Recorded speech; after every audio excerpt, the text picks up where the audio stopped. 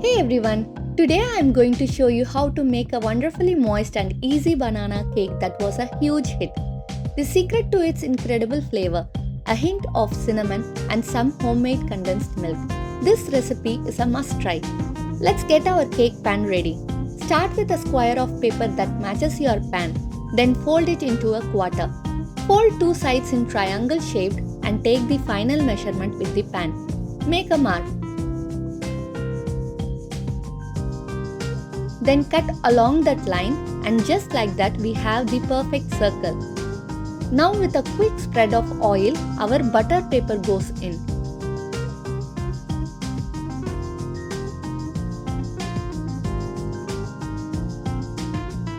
Then flour the sides of the pan to ensure our cake never sticks.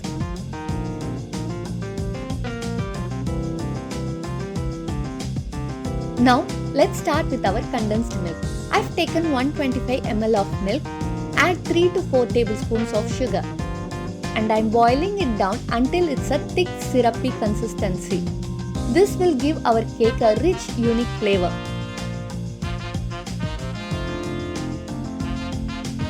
This is the consistency we need for our condensed milk.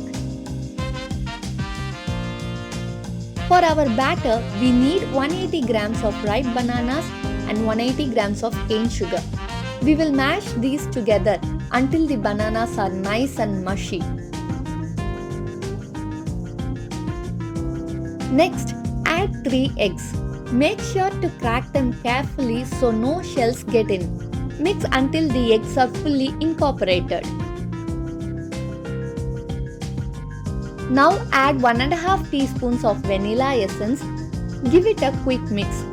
Then add 50 ml of curd, our delicious 50 ml of homemade condensed milk, and 100 ml of sunflower oil. Mix gently until the oil has fully merged with the mixture.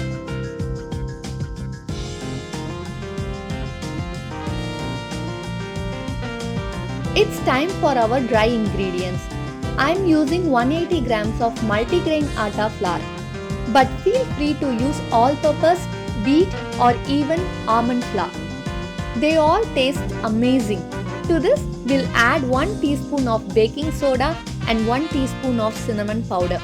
Gently mix it all together using the cut and fold method until there are no lumps.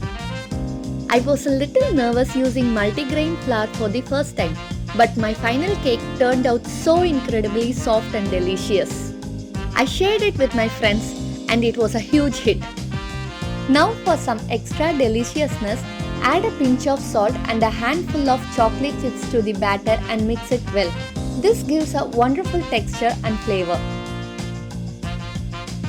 Let's transfer our batter to the lined cake pan. For a stunning finish, give it a topping of some more chocolate chips and any nuts you have on hand. It adds an extraordinary taste and crunch. I have preheated my OTG to 180 degrees Celsius and our cake will bake for 40 to 45 minutes. To check if it's done, just insert a toothpick or a steel knife into the center. If it comes out clean, it's ready to take out. And there it is. Our delicious homemade banana cake is ready. The cinnamon powder is truly the key here. It fills the house with a fantastic aroma and gives the cake a phenomenal flavor.